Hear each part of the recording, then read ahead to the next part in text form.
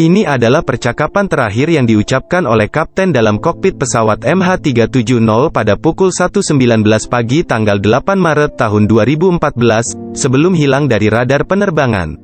Setelah melewati ruang udara Vietnam, semua komunikasi elektronik dengan pesawat ini tiba-tiba terputus tanpa ada sinyal darurat. Pesawat Boeing 777 milik Malaysia Airlines ini membawa 227 penumpang dan 12 awak kabin. Pesawat ini lepas landas dari KLIA pada pukul 12.41 pagi menuju ke Beijing. Kehilangan pesawat Malaysia ini sekarang telah mencapai 9 tahun dan masih dianggap sebagai misteri terbesar dalam dunia penerbangan modern. Bagaimana pesawat yang dilengkapi dengan peralatan canggih dan sistem komunikasi terbaik bisa hilang adalah sesuatu yang sangat tak terduga. Sebenarnya, pesawat Boeing 777 ini dirancang agar selalu dapat dilacak dengan teknologi penerbangan yang sangat canggih. Semua pihak, terutama keluarga yang terlibat, masih menantikan jawaban mengenai kehilangan MH370 ini. Dalam video ini, kita akan melihat dan mengidentifikasi fakta dan data yang telah dikumpulkan sejauh ini mengenai pesawat Malaysia Airlines MH370. Ringkasan mengenai pesawat MH370. Pesawat Boeing 777 milik Malaysia Airlines lepas landas dari KLIA pada pukul 12.41 pagi, dari Malaysia menuju ke Beijing Capital International Airport, China, dengan perkiraan tiba pada pukul 6.30 pagi waktu setempat. Waktu penerbangan adalah 5 jam 34 menit. Penerbangan pertama MH370 dilakukan pada tanggal 14 Mei tahun 2002.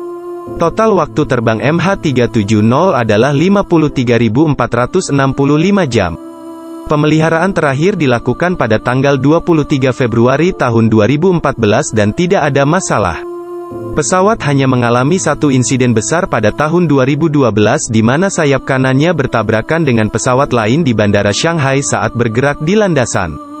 Jumlah bahan bakar yang dibawa adalah 49.100 kg, cukup untuk penerbangan selama 7 jam 31 menit.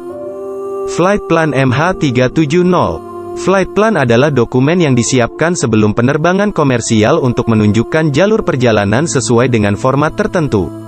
Secara singkat, MH370 setelah lepas landas dari KLIA akan melewati ruang udara Malaysia, kemudian melalui Laut China Selatan ke ruang udara Vietnam, dan masuk ke ruang udara Hong Kong dan China, akhirnya mendarat di Beijing Capital International Airport.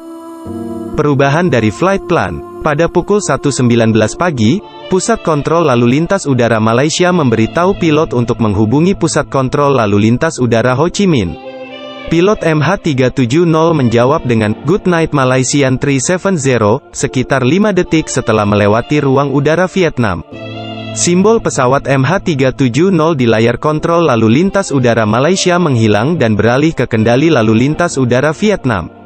Namun, setelah itu, sistem komunikasi pesawat MH370 dimatikan sepenuhnya dan saat itulah detik kehilangan MH370 dimulai. Radar penerbangan di lalu lintas udara Vietnam hanya melihat pesawat MH370 melewati ruang udara mereka selama beberapa saat sebelum menghilang. Panggilan telepon diberikan untuk memberitahu pihak berwenang di Kuala Lumpur setelah 18 menit berlalu. Radar Angkatan Udara Malaysia. Pesawat MH370 terdeteksi berbelok dengan air tunback dan berbalik arah melintasi perbatasan ruang udara antara Malaysia dan Thailand. Pesawat terus terbang ke ruang udara Pulau Pinang, melintasi Selat Melaka dan Laut Andaman, menuju ke Samudra Hindia. Waktu terakhir pesawat terdeteksi oleh radar militer Malaysia adalah pada pukul 2.22 pagi di lokasi selatan Kepulauan Phuket. Karena radar pengawasan militer mengidentifikasi pesawat sebagai pesawat komersial biasa, pihak militer tidak mengambil tindakan untuk mengintersep pesawat ini karena tidak ada ancaman terhadap wilayah udara Malaysia. Namun, ada sesuatu yang luar biasa terdeteksi, yaitu pesawat ini naik ke ketinggian 45.000 kaki, melebihi 10.000 kaki dari ketinggian normal pesawat Boeing 777-200, yang seharusnya terbang, kemudian turun ke ketinggian 23.000 kaki. Misi penyelamatan dan pencarian pesawat. Lokasi pencarian meliputi Laut China Selatan, Selat Melaka, dan Laut Andaman. Pusat Kontrol Area Kuala Lumpur, ARCC, mengaktifkan pusat koordinasi dan komando pencarian dan penyelamatan pada pukul 5.30 pagi, setelah terjadi hilangnya komunikasi dengan pesawat MH370 selama 4 jam. ARCC bertindak sebagai pusat pengendalian untuk mengawasi misi pencarian dan penyelamatan jika terjadi kehilangan pesawat komersial. Dalam 24 jam pertama setelah laporan hilangnya pesawat, operasi pencarian dimulai di Teluk Thailand, di Laut China Selatan, yaitu lokasi terakhir MH370 sebelum hilang dari radar penerbangan. Malaysia Airlines mengeluarkan pernyataan pers pada pukul 7.24 pagi, 1 jam setelah pesawat seharusnya mendarat di Beijing. Misi pencarian juga dibantu oleh pihak luar dari Vietnam, Tiongkok, dan Singapura. Setelah dikonfirmasi oleh data radar militer Malaysia bahwa MH370 membuat perubahan arah, misi pencarian juga dilakukan di Selat Melaka dan Laut Andaman. Namun, tidak ditemukan jejak bangkai pesawat di lokasi tersebut. Samudra Hindia. Pada tanggal 15 Maret tahun 2014, seminggu setelah hilangnya pesawat MH370, data yang diambil dari satelit Inmarsat dilaporkan.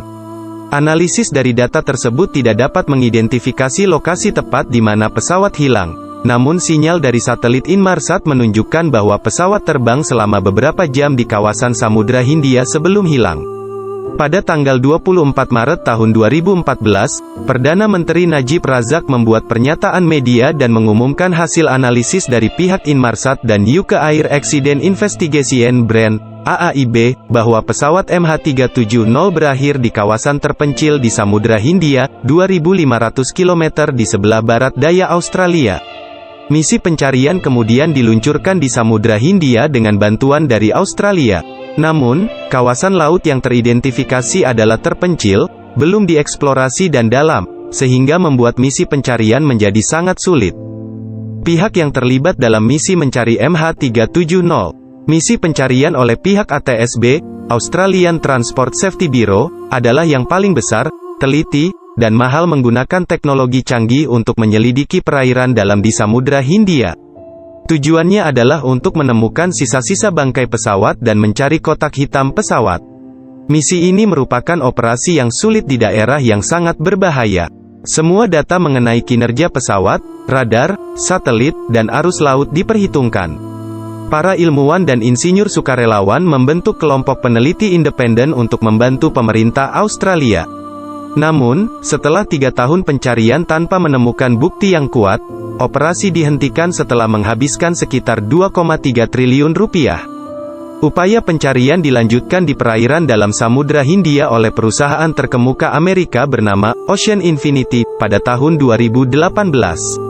Hal ini dilakukan setelah pemerintah Malaysia menandatangani kontrak Novi, yang berarti pembayaran hanya akan dilakukan jika bukti berhasil ditemukan.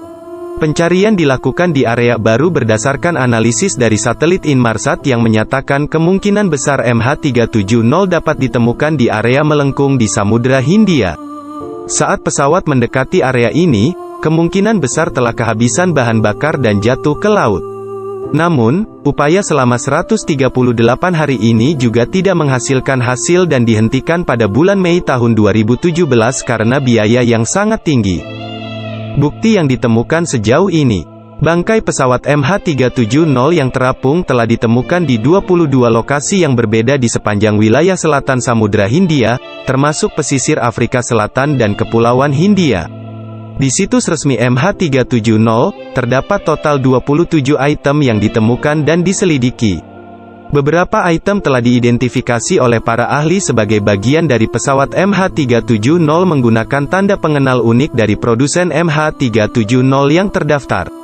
Benda yang telah diidentifikasi, seperti flaperon pada sayap, merupakan bagian dari pesawat MH370 Boeing 777 dengan nomor registrasi 9MMRO, karena pesawat jenis ini adalah satu-satunya yang jatuh di Samudra Hindia. Pada tanggal 12 Mei tahun 2016, The Star melaporkan bahwa Menteri Transportasi Datuk Seri Leow Tiong Lai mengkonfirmasi bahwa bangkai pesawat yang ditemukan di Afrika Selatan dan Mauritius kemungkinan besar berasal dari pesawat MH370. Analisis oleh para ahli internasional menemukan bahwa barang-barang tersebut konsisten dengan ciri-ciri pesawat Malaysia Airlines Boeing 777. Bukti-bukti yang ditemukan dan dikonfirmasi sangat penting untuk mencari tahu apa yang sebenarnya terjadi pada pesawat Malaysia MH370 dan untuk mencegah teori konspirasi terus berkembang. Kesimpulannya, insiden seperti yang terjadi pada MH370 belum pernah terjadi sebelumnya, dan misi pencarian ini merupakan yang terbesar yang pernah dilakukan dengan kerjasama dari berbagai pihak internasional.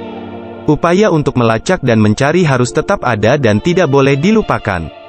Terima kasih telah menonton, jangan lupa tekan tombol lonceng dan bagikan video ini jika bermanfaat.